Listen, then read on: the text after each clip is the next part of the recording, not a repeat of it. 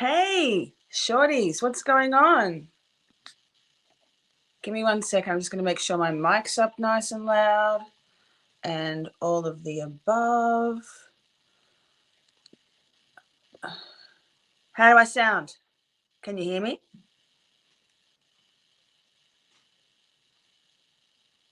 Give me a thumbs up. A 1. Oh, look at that. Fireworks. Yes. Well, welcome to my first solo stream. Thank you so much for coming along today. Shorties. Oh, good. Buster's here. Buster, you want to say hi? Say hi, Buster. Bloody idiot. He's such a sook. So here we are. I thought that maybe now was a good a time as any to have a bit of a conversation about, okay, Bussy, get down, darling. Good boy, get down. Good boy. Yikes. Have a conversation about some things that have been pretty relevant in our, in our world of cringe, true crime. And I guess if you're in the Twitter sphere like I am, Jess, hang on a second. Let me see if I can make you a mod from here. Hang on. Buster, can you please get down? Wait. Guys, I'm going to go out of the studio for a second, so hang tight. I just need to do, Buster, you need to get down. I need to do one thing so that I can get Jess in as a mod. We've been trying to do this for ages. Hang tight, guys. Hang tight. Wait, let me see if I can actually do it. I don't think I can. Yikes. Hang on. Give me 1 second. I'll go on my iPad. Let me see if I can multitask here. Bussy. While you're waiting for me, everybody, to sort this out, because I'm running this from my phone at the moment, hopefully not after today, I am actually not able to put up like documents, things on the screen. So if you have, on my community tab, I posted the power and control wheel, a picture of that.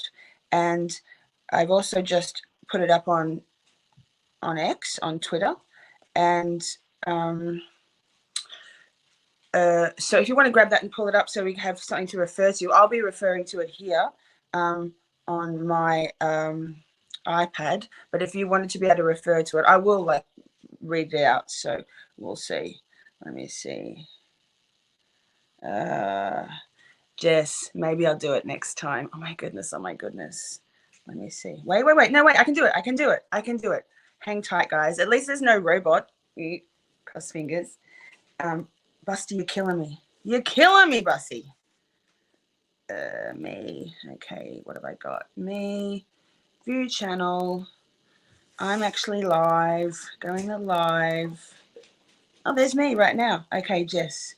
Yes, amazing.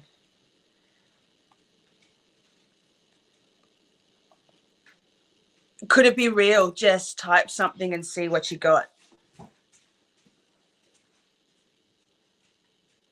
Everybody send good mod thoughts to Jessica MB. We've got to see this happen.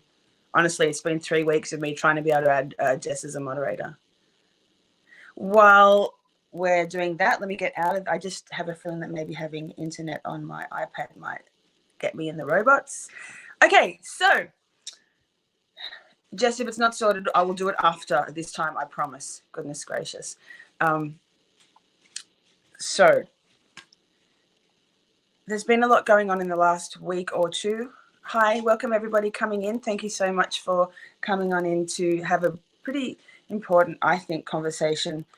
Well, to me, and I'm sure to a lot of people actually, about domestic abuse, domestic violence and commercial control. Commercial control is right. Coercive control. Given, and I'm not going to express my opinions much maybe about the Ashley Benefield outcome or the trial itself, but it did bring out that conversation to the fore that obviously it's a very emotive and potentially triggering conversation that's been had in our sort of world over the last week or two. So I thought that maybe now is a good time for me to be able to share my experiences and thoughts with all of that.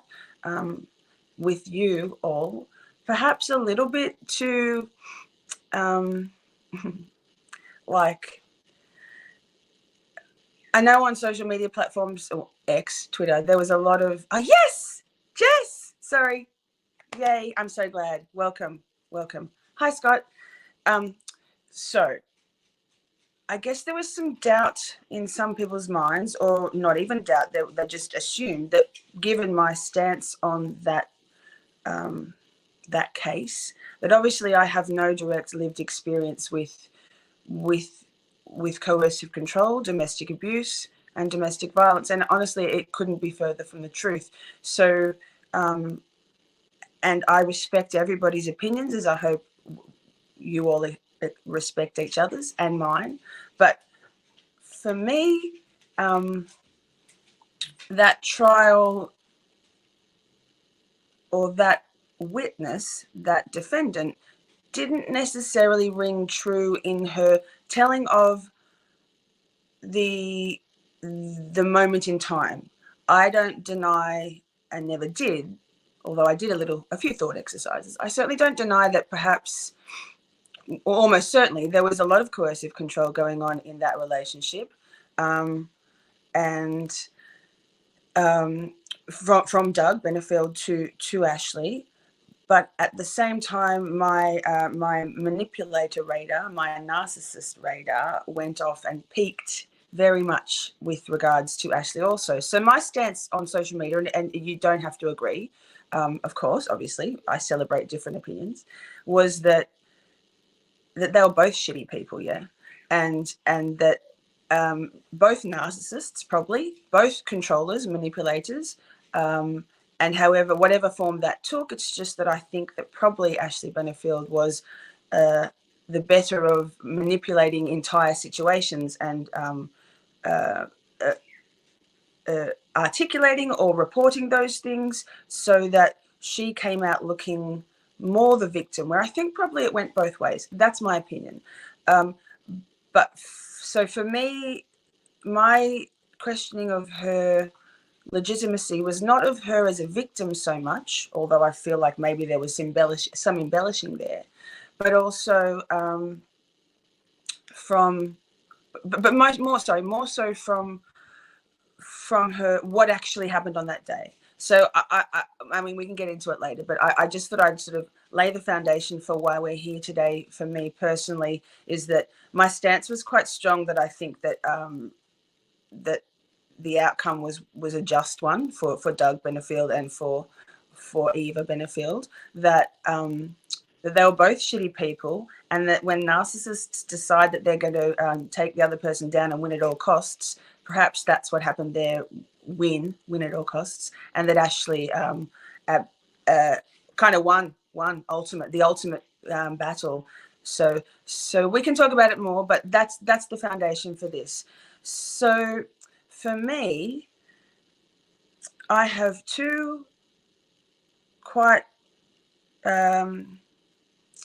distinct experiences with two different partners. Before that, I had never, ever in my life been in an abusive relationship. Just to give a little bit of background about me, I was married to my childhood sweetheart, my high school sweetheart. His name was Robert. We were best friends in high school in like year 9. So what's that? Your sophomore, middle school, something. And then he went to boarding school, to a Catholic boarding school in Sydney. We lived in Newcastle, which is about 2 hours north of Sydney. And we used to write letters to each other when he was gone. And we were only ever friends. Everyone called him Robbie Bobby because he was just the most cute, nerdy guy. He was so under the thumb of his mother, who was a very controlling woman. And the hardline matriarch in that family. And then I went to boarding school as well. So we used to sometimes see each other on the train coming back on the weekends and to say hi. And it was kind of cute. We still wrote letters. We drifted apart a little bit, and then we re-hooked up when we were about 19 each, and we were inseparable ever since. We lived together within a couple of days. He was just the most amazing man. And we had a child together. I fell pregnant in my final year of university. I was studying sound and radio production and presentation, communication studies, and I ended up getting pregnant. So we had a baby, we bought a house, our daughter Sammy, everything was going along lovely, beautifully, until my husband suddenly and tragically passed away from a ruptured cerebral aneurysm when we were both 27. So our daughter was just about to start school. And just about to turn 5. So my whole world turned upside down. So since then, I haven't really had the time or the headspace or the inclination to be in any relationship. However, when my daughter was about 13, so 7 years or so after Robert passed away, I was, oh my God, my story. I was like a competitive bodybuilder. Can't tell now, but I was staunch. I was shredded, mate, and very successful. I even competed in Natural Olympia in San Francisco in 2009. So anyway, I was building a brand, a bit like how I build a brand with everything I do, just because that's a good way for engagement. And thank you, everybody. Sorry, I say it so matter-of-factly because like I do with everything, I'm just brutally raw and honest, and it could be confronting for some, but that's just me. I'm just me. So as a competitive bodybuilder, I was working the socials. Facebook was a newish thing. I was working out the tool of Facebook, and I happened to somehow along the line meet someone who was still serving in the army. He was based in Brisbane, but he was in the process of what's the word? Jess can give me the word. Being discharged. He'd fought in Afghanistan. And was a sniper in Afghanistan. A lot of trauma. So we kind of struck up this, and I was a bit manic at that point. I was proving to myself and everybody that I could do all the things. So I was studying a Master of Business online and getting high distinctions. I was studying at the same time a Master of Health Science and doing a management traineeship through a hospital. Hunter New England Health Service, so basically a statewide a region-wide health service. I was competing in bodybuilding. I was building my brand. I was a personal trainer and a group fitness instructor. So I was teaching about 15 classes a week and working full-time, studying 2 degrees at the same time, 2 subjects in each. And so clearly there was a little bit of mania going on there. And so I happened to meet this guy online, and I didn't know about the red flags of narcissists and coercive control. I didn't know about love bombing, and I'm not sure if you guys do. And I didn't know about it. All I knew was I hadn't been loved or felt like I was loved by anybody at all since. I mean, I'd had a few hookups, but nobody at all since Robert had passed away. So it was a long time to be, I was only young. I was, not even, like, I was 36, 35. That's young. So I came in contact via social media with this guy. And I'll say his name once because his name's Aaron. I generally refer to him as my son's father because he's not a nice person and I don't like to speak his name. But so my son's father eventually. And we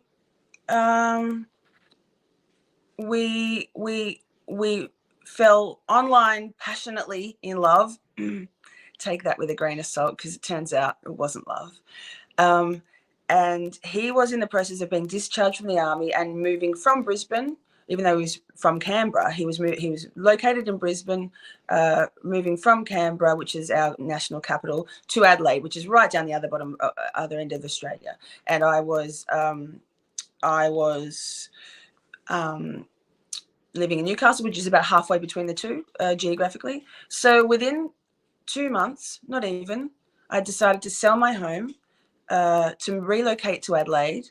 We were planning to get pregnant, and I was pregnant within 3 months. I decided to uproot my daughter's, very formative years, 13-year-old teenage girl, to Adelaide.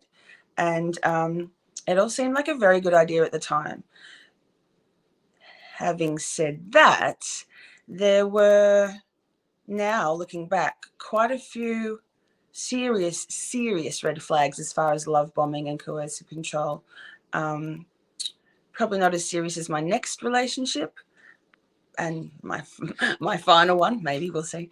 But so basically, let's just fast forward. I was pregnant within 3 months. I moved to Adelaide, relocated everything. My daughter took a little while to move. She finished her to the middle of the year, so she stayed with a very good friend of mine in Newcastle and finished off her year, finished off her dancing, and she was a dancer. And so I relocated. And even before I moved, even when I was going to visit, it was very odd because suddenly, as soon as I was pregnant, he wasn't interested in me at all sexually in any way. And he made all sorts of excuses like, oh, I don't want to hurt the baby, blah, blah, blah. But I got the vibe that he really wasn't that into me, which was an odd thing and quite contrary to what I was hoping from life and a partner, because, you know, everybody wants to be loved. So by the time I was moved down there and pregnant, it became very clear that he had a lot of rage issues, and I was very attracted to the bad boy thing. And he was a bad boy, and that I was drawn to that, particularly given that my husband was such a beautiful man. Like, you could not find anyone on this planet who would ever say a bad word about Robert. In fact, at his funeral, there was well over 1,500 people. It was out onto the street. Like, honestly, it was just incredible. He was such a good man. So I guess I was looking for something, some excitement. I was still at the end of that mania phase in my life, one of many. And so by the time I was down there and pregnant, 4 or 5 months pregnant, he would rage so hard that he would and trigger warning, because I'm going to start to get into some details. But he would pick me up as a pregnant woman, because I'm only small, and he wasn't massive, maybe almost 6 feet, but he would pick me up and run me and throw me into metal bar stools and things. So he'd have these rages where, and I'm sure anybody who's experienced sort of people with a lot of rage issues can attest to the fact that there'd be times when everything would be relatively normal, and then something would trigger him, and it could have been PTSD, highly likely from his time in service, and his eyes would go black, and he wasn't there anymore. There was no reasoning with him, and so I would see that happening, and I'd never had any experience in my life whatsoever of violence. I came from a very privileged upper middle class academic background, only child. Even the sound of my husband and his siblings having muck around rumbles and stuff used to make me feel a little bit sick, the sound of them just pummeling each other. So I wasn't really used to any of that. So to go from that to suddenly being this absolute shock and horror of being raged on for no reason, I was just being my adorable self, stressful situations, moving and stuff, but I was doing my best, and happy to do so. I sacrificed a lot. So he used to we'd be having a disagreement, and he'd be driving off in his car, and I'd be kind of leaning into the window, and he'd almost run me over so many times. He'd rip his shirt off open in front of me, raging, rather than hit me. He would one time, it used to be about a 5 or 6 week cycle, maybe a bit more often, where he just go, and I'm sure it was directly linked to his PTSD from being in the army, but he was also a troubled child from before then. When he was triggered, he did everything other than actually, he'd scream in my face and rip his shirt off to just put the rage elsewhere. One time he punched the wall. We had double brick walls, and he punched the wall, smashed his hand into it a few times, and shattered his hand. And actually, I can't remember if this was the same time, but it might have been. And then when that didn't stop him, his rage, he ran himself into the wall, headbutted it once, twice, 3 times, and finally knocked himself out. And my daughter was there in the background screaming. So Yeah, I'm sorry. If this is too much for anybody, I understand you don't, this is triggering and this is hard. I'm only going to give you some details and then we'll go off and talk about some more theoretical things. I just wanted to give some context. So if this is triggering for you, please, thank you for stopping by, and I'll see you on the next one when it's not so a traumatic a situation or a topic. So anyway, that night he ran away. He ran off with a smashed fist and concussed, and I called the police. No, I didn't call the police. Sorry, trauma fogs the memories. Anyway, I locked all the doors up, and he was gone. And then I woke up. We had a big doggy door in the back door of the home that we'd bought, which incidentally I paid the deposit for using my nest egg cash, nothing in writing. He still lives in that home, that first abuser, my son's father. And since then I've been homeless twice because of financial and trauma stuff. So, you know, he's a top bloke.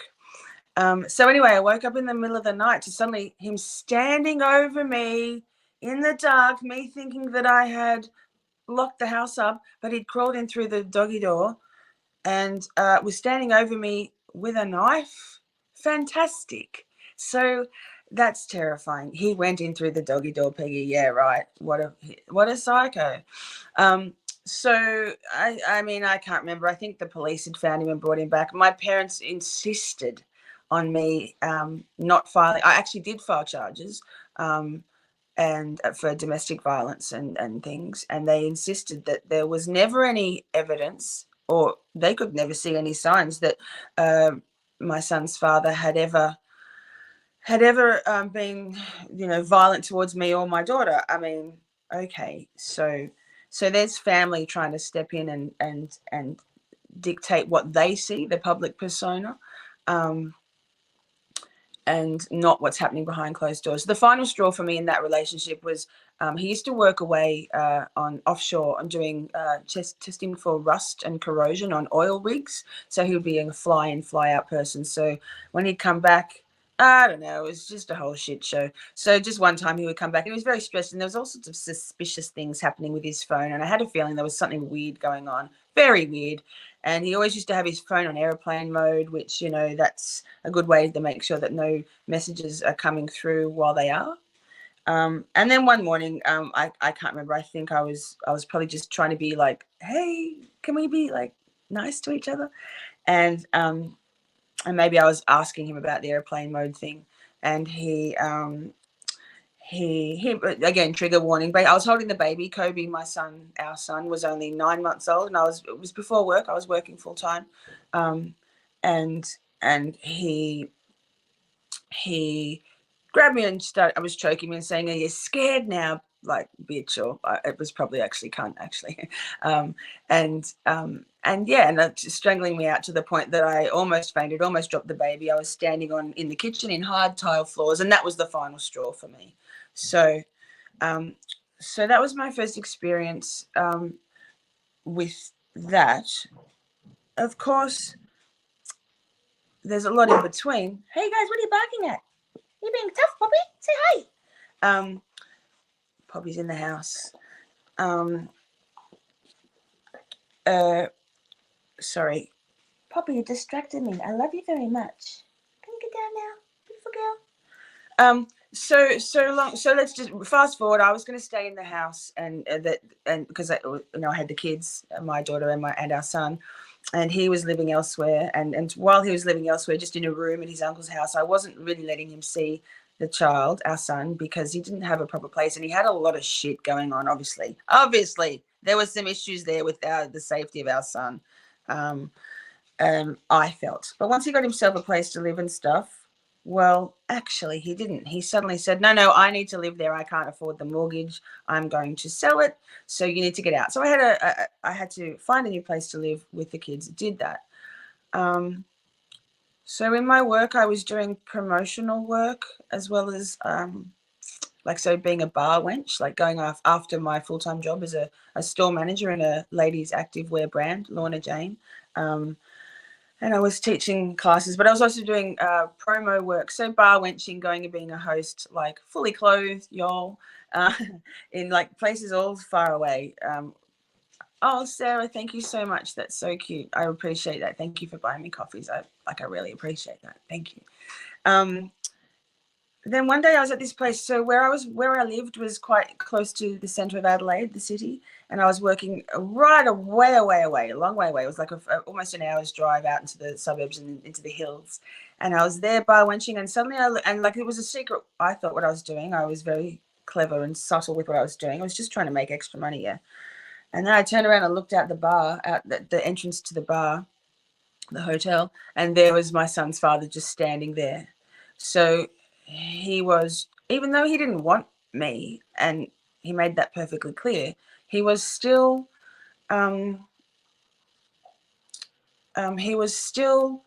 like wanting to be in charge of me, controlling me, yeah. So I do understand in Ashley Benefield's case where she said there was tracking devices on her cars, albeit never actually found, if we are to believe what the police reports say. There were no tracking devices, but she was under the impression that there was. So I get all of that. I understand the terror of suddenly, like, there's no other reason. This man did not need to be there, and he suddenly was. And I mean, shall we get right down and dirty? Because I'm going to get to these conversations anyway. So the promo work was not paying as well as I'd hoped it would. So as well as my full-time job. So Adelaide has this culture of, in South Australia, where it's, okay, back it up. In Australia, sex work, prostitution, is legal. Yeah, it's decriminalized. It's not something that either the sex worker nor the client can get in trouble for legally. Morally, different story, but legally it's okay. Yeah, in Australia. In South Australia, that's not quite so right. So in South Australia, sex work is not decriminalized. It's punishable by, I think, fine for both the John and the girl. So in South Australia, it's a stupid thing. It's so archaic. So there are no legal brothels or sex work in South Australia, whereas in the rest of the country there are.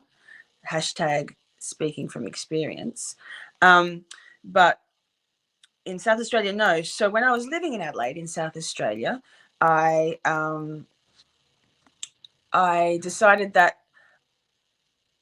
So because there's no legal, so there's a massage culture, yeah. It's called a rub and tug. So in South Australia and Adelaide, men will go to massage parlors for a happy ending, and they feel very righteous and amazing that they aren't doing that lowly thing called hiring a sex worker. They're just getting a massage with a happy ending, which is interesting.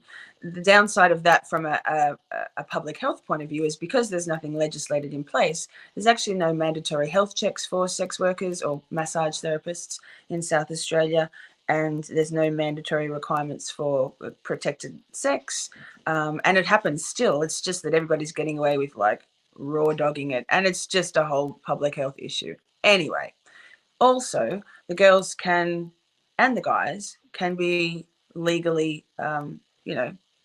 culpable for breaking the law.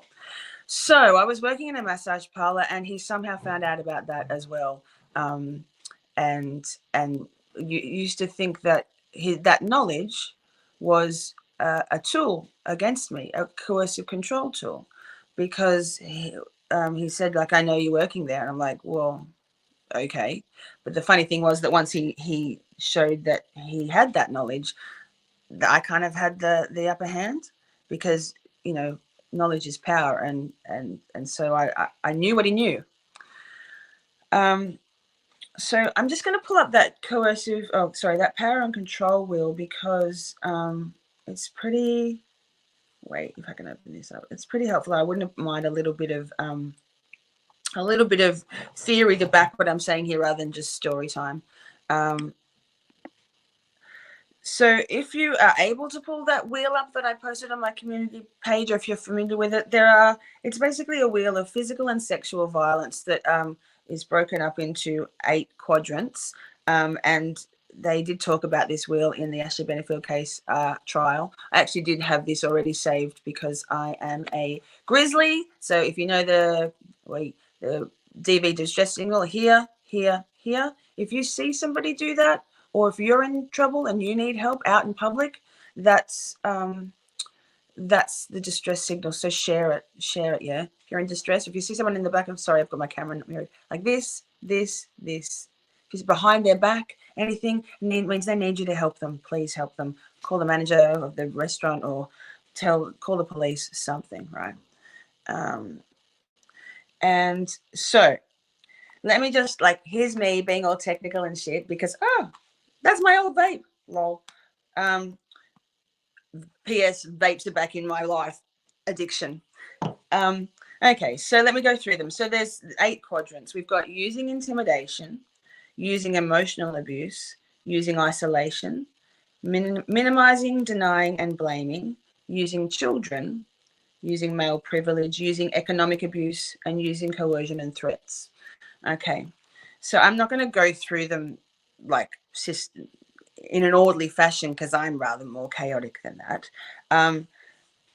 Can we skip forward to the fact that I have a son with this person? And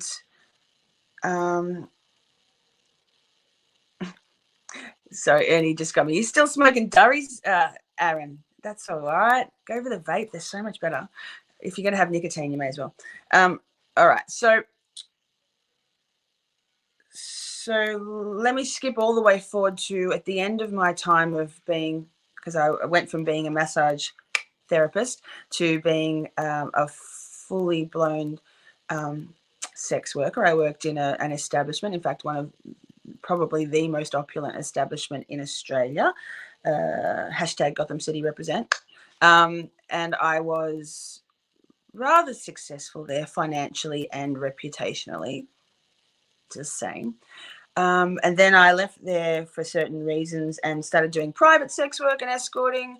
And then I met my next delightful abusive partner. And in meeting him, while my son's father and I had, based on my fairness, 50-50 shared care of our son, Monday to Monday, because I worked in Melbourne and lived in Adelaide. So I would fly into Melbourne to work for a week or 5 days, fly back, while my son and his father and my daughter lived in Adelaide. And when I was home in Adelaide, I was me, Lisa, just Lisa, not Sky, which is my work name. Sorry, my sleeves are bugging me. And when I was in Adelaide, when I was in Melbourne, I was Sky. So I met this guy that I'll come to in a little bit because he was even worse. Lovely. I met this guy and decided to change my whole life around and I had God, so many stories. I had 7 adult cats, right? And a little dog and 14 kittens. So I had a lot of pets in Adelaide. So when I was home in Adelaide, I was, I did say Sky, Sherry. When I was Sky Lee, there's only one Sky, mate. When I was living in Adelaide, I had all these pets and I was a bit tired and I was sober because I wasn't when I was in Melbourne. And I was trying to be I was an amazing mother to my son. So I figured what I'd do, and I had a place to live in both. I was running 2 households. I decided to flip my life and have all the pets with me in Melbourne and the work. And so that when I was in Adelaide, I would just be able to give everything of myself to my son and my daughter. And so I was in the process of doing that, while at the same time having just met this like pure evil George, my second abuser. He is like, if you think that my son's father sounds bad, he's like an angel in comparison. So I just met him and I probably should have just had a holiday because I met him as a client in the brothel at Gotham City. It was the first time I'd ever strucken up anything outside of work with a client. He was 15 years younger than me. He absolutely spotted me a mile off and took me for literally everything. The 2 years between meeting him and finally getting free of him were the years that broke me, and there's been a lot in my life. So I, in the process of getting this all sorted, flipping my life, getting the pets to Melbourne, changing it out. I had to move from where I was living in Adelaide because I gave my notice. Sometimes I make the most stupid decisions. I gave my notice, and so I had to find a place to live. I decided to leave working at the brothel, the establishment, because I wanted to be with George. Lisa, make better choices. So I was doing all that, and of course my son's father, being the ultimate stalker and the ultimate coercive controller, even though it was 5 years that we'd been apart by then, he was still keeping tabs on me, and he knew where I worked. He knew that I worked at Gotham City. He thought it was fantastic. He told my parents. He told everybody in my life, which is the reason why I now have no family, because obviously I was just a party animal wanting to, like, get high and get lucky. Yeah, trust me, it wasn't like that. So he told me that he knew that I worked at Gotham City, and so it was just still 5 years later, still keeping tabs on me around the country for no reason. I was paying for everything for our son, everything. I paid for everything. And our son was happy and healthy. I was clean and sober. There was no drugs, no nothing, no drinking, no man, nothing at my home in Adelaide. But still, so I'd met this delightful chap, George, and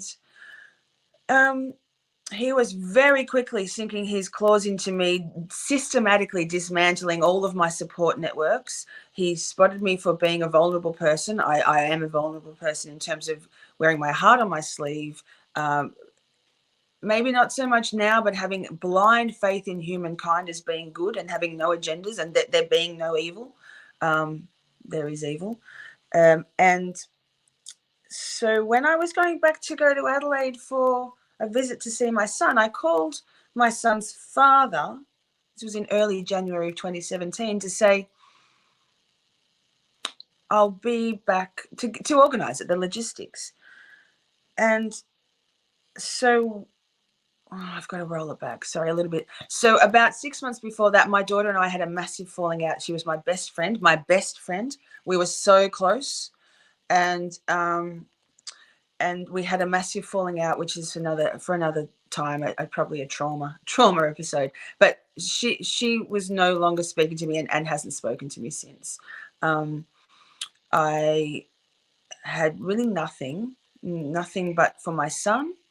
And this awful, I knew it was awful, red flags relationship that was just beginning. And so, but in those 6 months when I was sober before, at home in Adelaide, after my daughter and our relationship disintegrated, like gone, I decided to go balls deep in self-medicating with meth, with my drug of choice. And I did. Never while my son was at home, but he went to daycare every day. And so, I mean, I'm not going to lie, I likened it to, and it's not the same, but I likened it to just having a couple of wines at night. Everybody does that. Just because I'm smoking meth is no different. It's different. But my son was still happy and healthy. It wasn't like I was a trap house. Like, God, it was just up in my bathroom with the exhaust fan on. And I was 5 years in by that stage. I certainly wasn't high. I was just self-medicating, keeping my level, yeah. So, but obviously somehow the son's father knew this. So when I was calling up to logistically to plan the handover and what was going on, my son's father said to me, "You're not going to come and see Kobe. You're never going to see Kobe again." And I'm like, "Why is that?" He goes, "You can have supervised visits, but you're not seeing him by yourself." I'm like, "Why is that?" And he said, "Because you're an ice addict," which is what we call meth in Australia. Like, I don't, but people do. I was like, what could I say? Like, it was true. I was. And I mean, quite frankly, I had been planning to give up. But George, the evil one, he is pure evil. Pure evil. He was an absolute drug psychosis nightmare, and I did go along to get along in that relationship. The physical abuse had already started. He'd changed the way I looked. I had blonde hair and long extensions. He made sure that my hair was brown and short, got rid of the extensions, no more makeup. I wasn't allowed to shave my legs. All the things. So basically, too long don't read.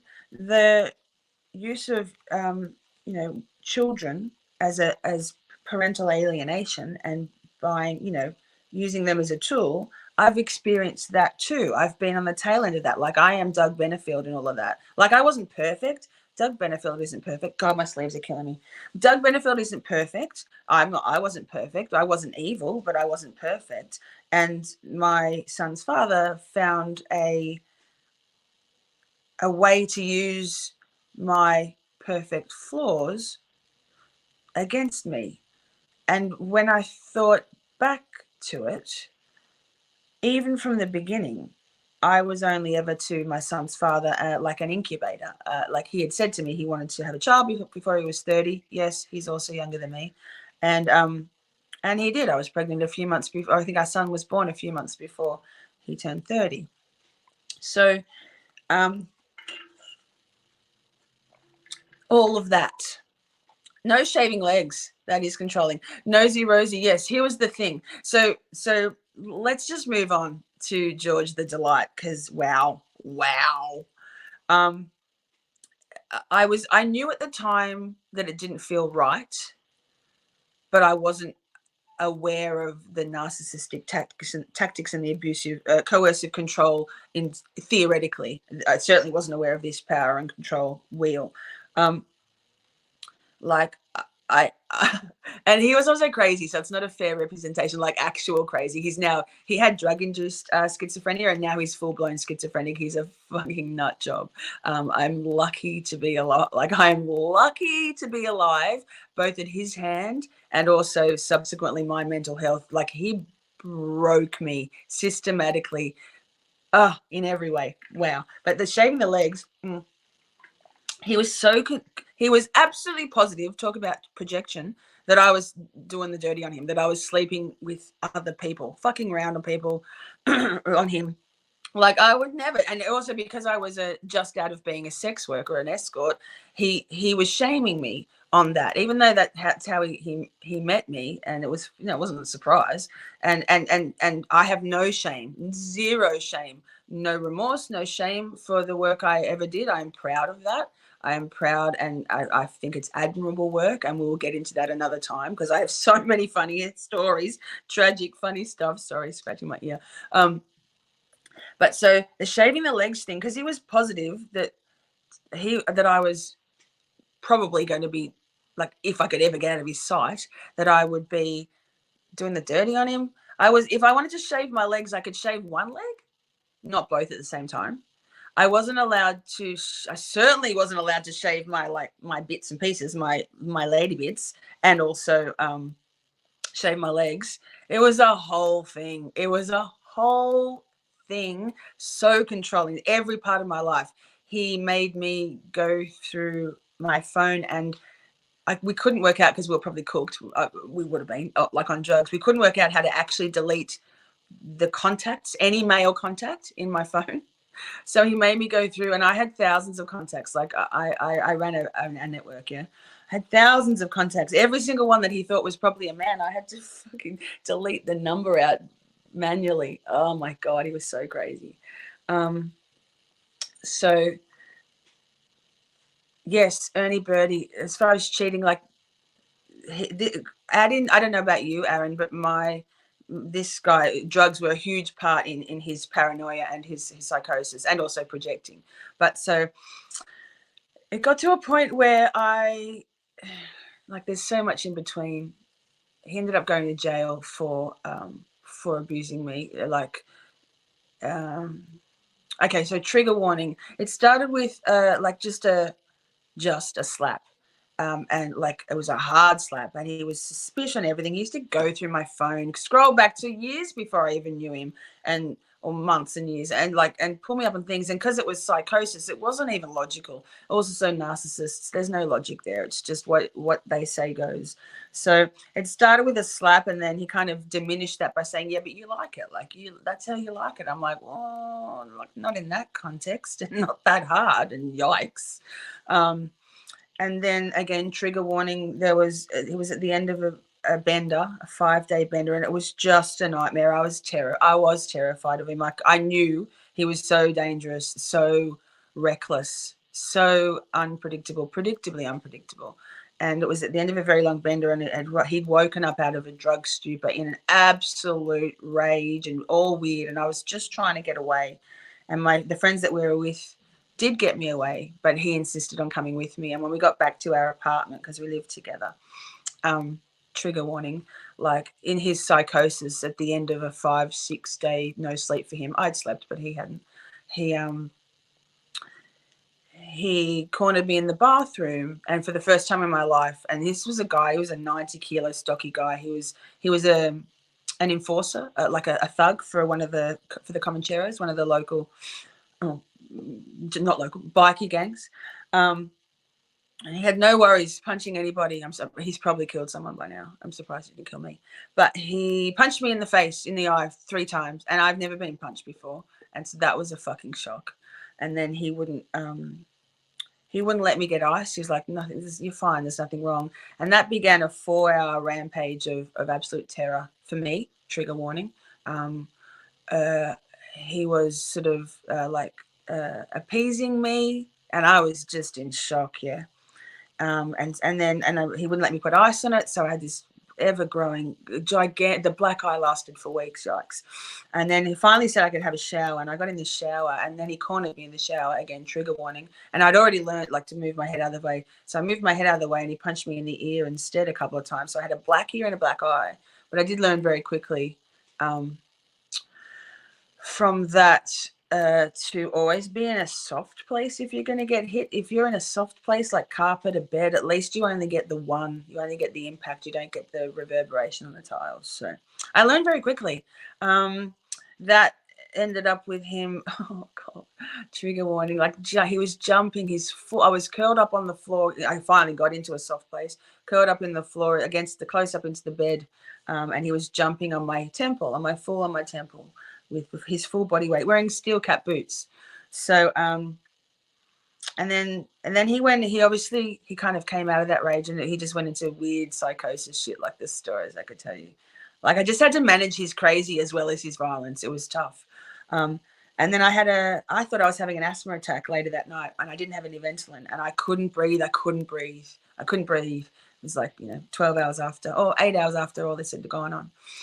And so he was just so cooked. He wouldn't go to the chemist to get me an inhaler, because I couldn't breathe. I was stressed, and I was wanting to be in bed and for it all to be over, and I was in bed. So we called the ambulance, and the ambos came, and they could tell straight away, like my face was fucked. And they gave me Ventolin, and I could breathe straight away, and they were like, you're not having an asthma attack, you're having a panic attack. But yeah. So as far as coercive control, while Aaron, my son's father, was very much about using information, things he had over me, withdrawing love. There was no love bombing, really. I don't know why I stayed there. I think because we had a baby in a house together. Of course you stay, don't you? And when it got too much with my son's father, I called it, because fuck that shit. I'm not fucking doing it. But I didn't really understand the full gravity of how that could have been. Now I know that all the things that Aaron, my son's father, was doing were absolutely domestic abuse, absolutely domestic violence. And I wish that I had learned properly there, so I didn't go into the next one with George. So he used withholding like love from me, withholding just kindness from me was all part of the control. Being sneaky and private about his phone and stuff, putting it in airplane mode and having it face down, just a whole lot of weird shit. But with George, it was a lot more overt, a lot more a lot more obvious, and I was really quite cognizant of what George was doing, because I was a lot more worldly by then. Sort of 6 years down the track from my time with Aaron, I had lived a life, y'all. I have seen and done and met people that you would not believe. My privileged, sheltered background was shattered to smithereens. I'd never met anyone who'd even been to court, let alone been to jail. Now I've been in court and been to jail. 12 hours, but still, that's long enough for me. So many things. I met all the crumbs in Melbourne, every crumb. I was ripped for so much money. I've been treated like, God, you wouldn't believe, by people when I think I'm just a good person. So by the time George came along, I was kind of vulnerable and aware, but I kind of went, you know what? I actually remember articulating to one of my friends, oh my God, there's so many red flags with this one and I don't care. I'm in. He cast a spell on me. George cast a spell on me from the very beginning. And I think I was very susceptible to that spell. And looking back, absolutely. I was still holding on to there being something magical, and it was not magical at all, but I learned a lot. So the things that George did were very, very, very overt, like changing my appearance, actively not letting me have any contact with anyone. Any friends that I might have made. Laura, I'll get to that in a second. Is that to me? He changed my appearance. He questioned my fidelity. He questioned my honor. And quite frankly, how about this? When they were talking about Karen Reid being sectioned, that in those first few hours after Officer John O'Keefe died, yes, I've had that threat put on me by that abuser, by George, who is the craziest of the crazy, the most needing to be institutionalized you will ever find, the most dangerous, the most like out of reality person you will ever meet, drug induced and also just naturally, genetically. He was gaslighting me so hard because I was so already love bombed and then manipulated and just all over the place, that my wondering what was going on with him, he turned around completely and was saying, I think you need to be sectioned. I think it'd do you some good to be in an institution for a few weeks. And I was like, well, I don't feel like I'm crazy, but maybe. I mean, maybe. He didn't, because he doesn't have that kind of management skills. He was just too erratic. But like, there's so many things in life, yeah, that is so triggering, and those triggers come up in the most odd places. So I can understand how heightened the emotions were running last week, and with the Ashley Benefield trial, because so here's my theory on this. Nick and I have been chatting about this a little bit offline, Nick Francis. So I have a very, I feel like it's quite a unique, or it feels unique, ability to absolutely compartmentalize things in my life, whether it's because I'm autistic or whether I've lived through extreme trauma, repeated CPTSD, or it's just a natural knack that I have, a coping mechanism. I'm not sure. But so I can look at things like, even today, this is not hard for me. Like, I could talk about, we could do a 24-hour stream, guys. You'd still be here. Like, I could tell you all the stories. I'm just always open and transparent and honest. But that ability to put my empathy and my trauma separate, and I think if any of you watch Grizzly True Crime, Gisela does talk about this as well, and she has like lived experience also.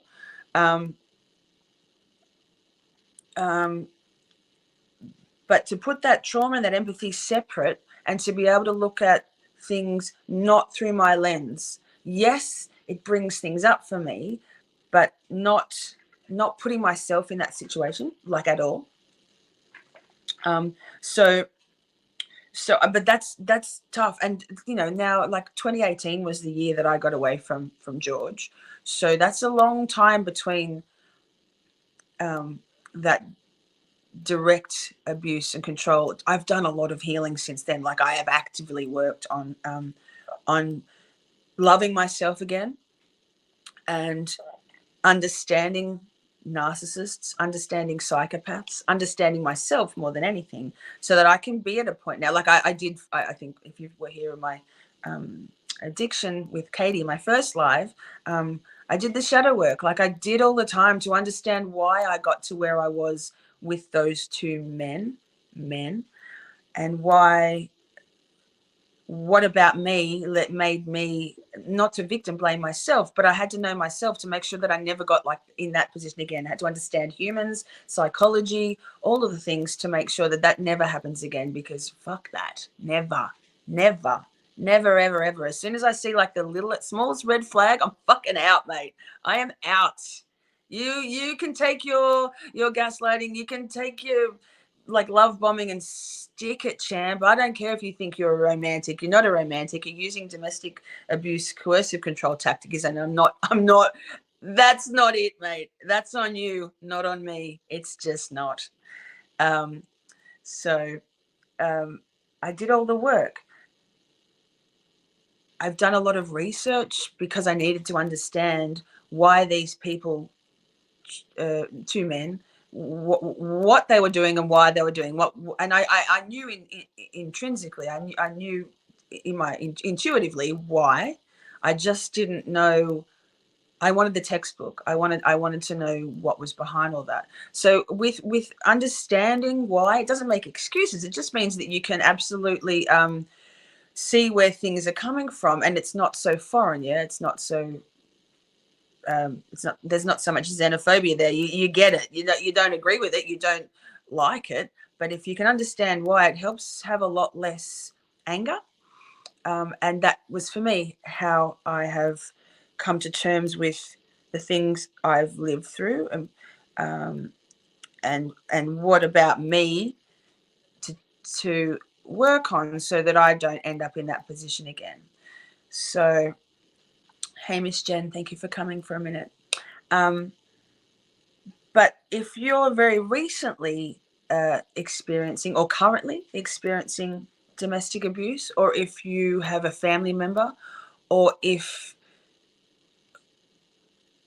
even not recently, but if it's still, if you maybe haven't been able to, or no judgment, but if working through it, that trauma hasn't, you're not there yet, and it never goes away. Of course it never goes away. But working through all those things, doing the work, means that you can untangle yourself from that trauma and see things a little more objectively. And don't get me wrong, like all the Benefield stuff, like that reminded me of things. I'm like, oh my God, yeah, all the things that I know about that, because I've lived it. But that I kind of like, I mean, you can't think about that all the time. I did that, I lived it, I did that, and I'm happy to talk about it. But I also wanted for people to have a chance to know that there is a way out of carrying it so heavily on your heart. And I felt for all the people that were so highly triggered and putting themselves like into Ashley Benefield's shoes, and but the thing is that it wasn't us on that stand as the defendant, and my judgment of her, of the crime itself, was not based on any judgment as to whether she had been abused, domestic abuse and coercive control in her relationship with Doug, but because I could see that there was that. I think there was some embellishing, I said that already, but was just to look at it at its face as to how she was presenting on the stand. And in my understanding of narcissists and psychopaths, spoiler alert, I think she's both. Sorry guys, but I do. You can be a victim and also be at fault. So watching her on the stand, all the things she was doing didn't ring true to me, and I understand it rang true to a lot of people. I think possibly the people for whom it rang true were still they were imagining themselves there, in her place, not being believed, being ravaged by that brutal cross from the prosecutor. And I get that. And quite frankly, as I said before, my parents insisted that I withdraw the charges on my son's father for all the assault and everything that he did. I had to go to court, embarrassing, and say, don't worry about it. I just kind of did what I was told because I was still my parents' puppet then. When it came to George, the second abuser, like the list of charges, like, oh my God, again, trigger warning, but rape, oh my God, I have him on video, like raping me. Because I just, like, as you know, I was like, please don't with my phone in my hand. So forcible rape used to kid. Oh, it's so trigger warning, so many things. But when I was filing those charges that included threats to kill, aggravated assault, deadly weapon, he used to hold knives at me and stuff, and the cops were like, look, we can do these ones and these ones. The sexual assault stuff, like the rape, you might want to like drop that. It's going to be hard to prove because he is your partner, and and I'm like, I had to acquiesce there and not press certain charges. And in fact, what it all boiled down to with George was like 60 days in jail. It was a 2-year full intervention order, which is what you guys call a restraining order, I think. And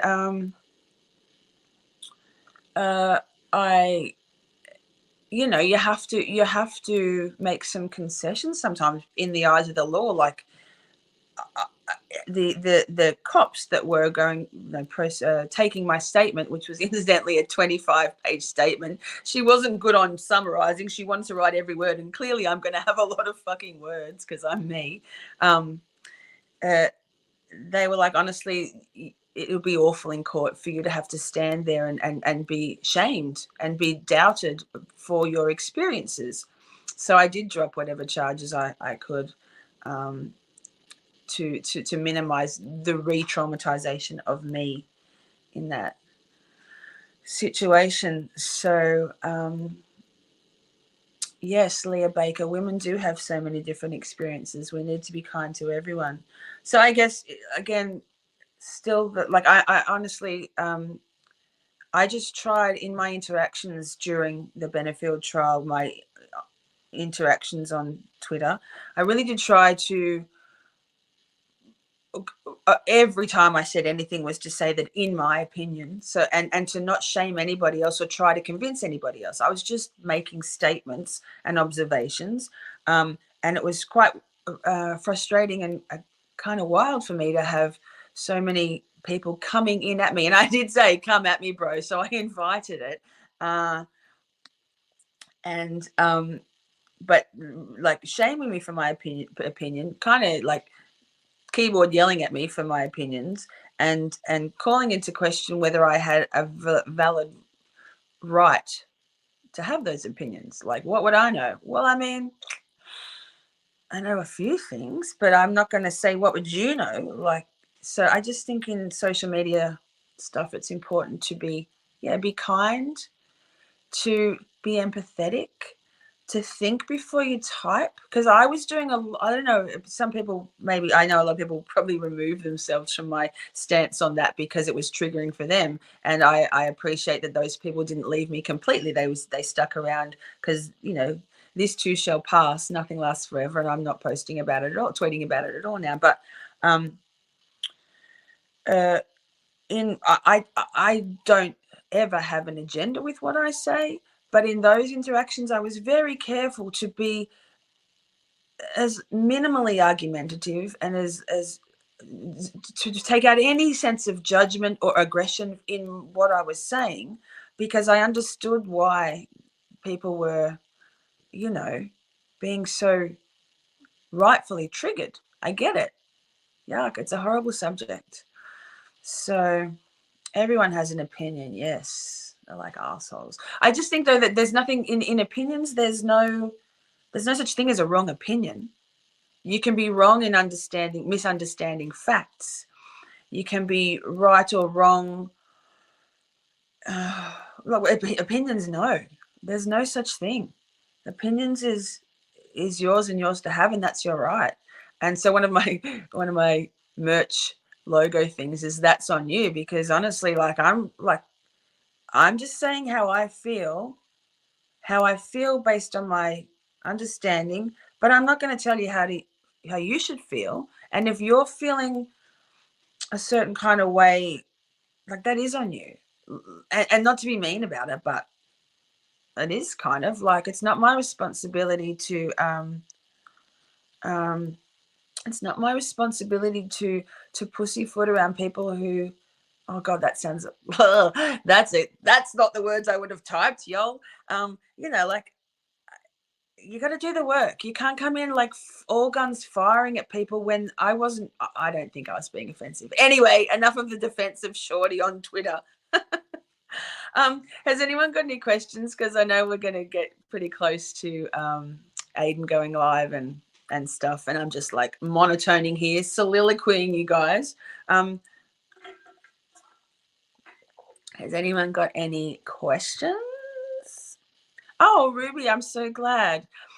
We'll definitely come back to this topic again with a guest. I just felt like I kind of needed to share my own story a bit solo, and also sort of open the conversation. Let's get it started, and then we can move on with more. Like, we're going to go back to addiction. Yes, we will go back to addiction. We will. Don't worry, I've got the sex work stories. That will be a whole thing, because fuck, mate, you can't make this shit up. You think Karen Reed is? You can't make this shit up. Real life, yeah. Oh, the stories. Like, I have a whole book. Of my drug fucked shenanigans being hilarious and successful and amazing, and just the stuff you will never hear about unless you've been in that world, and bloody good stories. So don't worry, we might even do that soon. Sarah, do you reckon we might do that?